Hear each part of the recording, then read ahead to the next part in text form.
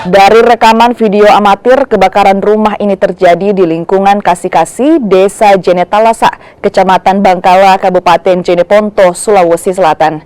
Api dengan cepat membesar dan menghanguskan sejumlah rumah panggung. Warga berupaya memadamkan api sembari mencegah api semakin meluas dan merambat ke rumah lainnya. 6 rumah terbakar, 2 diantaranya ludes tak tersisa.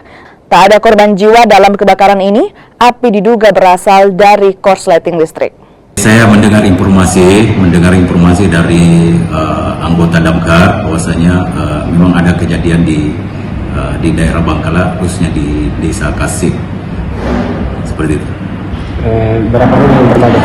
Jadi untuk sementara yang kami dapatkan informasi dari anggota kami ada 6 rumah, tapi 2 rumah yang hangus rata dengan tanah, kemudian 4 rumah mungkin karena kondisi cuaca sehingga merembes untuk ke rumah-rumah yang lain.